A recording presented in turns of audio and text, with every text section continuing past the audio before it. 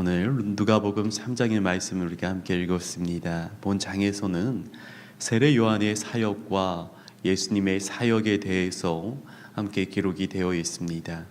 3절에서 보듯이 세례 요한의 사역은 요단강 동쪽 부근에서 물로 세례를 주는 사역입니다.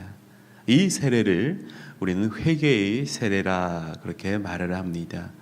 회개의 세례를 받은 사람에게는 회개에 합당한 열매의 삶이 나타나야 합니다. 그렇다면 우리가 회개의 열매는 무엇일까요? 첫 번째로 나눔입니다.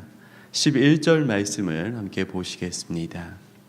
대답하여 이르되 옷 두 벌 있는 자는 옷 없는 자에게 나눠줄 것이요 먹을 것이 있는 자도 그렇게 할 것이니라 하고, 회개의 열매 두 번째는 일과 재물에 대한 정직입니다. 12절과 13절 말씀을 보시겠습니다. 세리들도 세례를 받고자 하여 와서 이르되 선생이여 우리는 무엇을 하리이까 하매 이르되 부가된 것 외에는 거두지 말라 하고, 그리고 회개의 열매 세 번째는 욕심을 버리고 감사하는 것입니다. 14절 말씀입니다. 군인들도 물어 이르되 우리는 무엇을 하리이까 하매 이르되 사람에게서 강탈하지 말며 거짓으로 고발하지 말고 받는 급료를 족한 줄로 알라 하니라. 이렇게 회개의 열매 세 가지에 대해서 또 함께 이야기를 했습니다. 나눔과 그리고 일과 재물에 대한 정직, 욕심을 버리고 감사하는 것입니다. 이러한 세례 요한의 가르침에 사람들은 세례 요한을 그리스도라 그렇게 생각을 했습니다. 그러나 세례 요한은 그들을 향해 이렇게 대답을 합니다. 15절 16절 말씀입니다.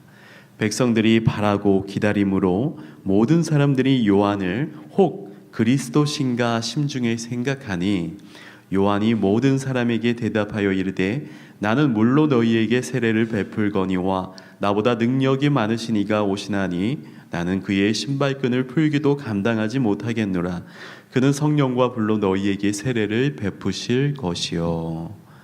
세례 요한이 베푸는 물 세례는 모형이니 곧 그리스도께서 오셔서 주시는 성령과 불 세례를 의미하는 것입니다. 성령과 불로 세례를 받는 것은 하나님의 택함을 받고 하나님의 자녀가 되는 것입니다. 23절에서 시작된 족보가 바로 이것을 증명해 주고 있는 것입니다. 23절 말씀을 보시겠습니다. 예수께서 가르치심을 시작하실 때에 30세쯤 되시니라. 사람들이 아는 대로는 요셉의 아들이니 요셉의 위는 헬리요. 이 족보는 예수님으로부터 시작해서 계속해서 그 조상으로 이제 올라가게 됩니다. 그런데 그 족보의 가장 끝은 바로 하나님이십니다.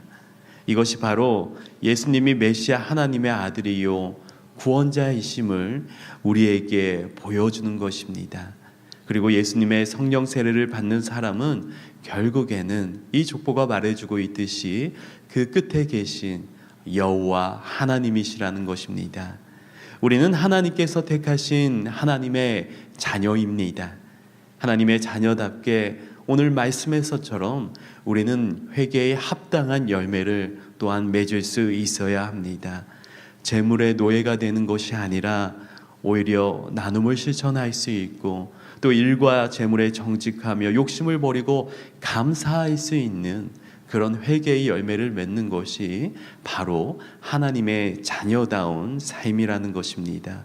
결국 우리가 살아가는 이 삶에서 하나님의 말씀을 따라 하나님의 자녀답게 살기를 원한다면 결국에는 나눔을 실천하며 불평하지 말고 오히려 여호와 하나님께 더욱 감사한 마음으로 살아가는 것이 결국에는 하나님의 자녀다운 회개에 합당한 열매를 맺는 삶이라는 것을 기억하시기 바랍니다. 우리 모든 성도님들이 회개의 열매와 성령의 열매를 맺는 거룩한 하나님의 자녀 되기를 간절히 소망합니다. 이 시간 기도하실 때 말씀을 묵상하시면서 하나님의 자녀다운 모습으로 회개에 합당한 열매 맺게 하여 주시옵소서 하고 기도해 주시기를 바랍니다. 함께 기도하시겠습니다.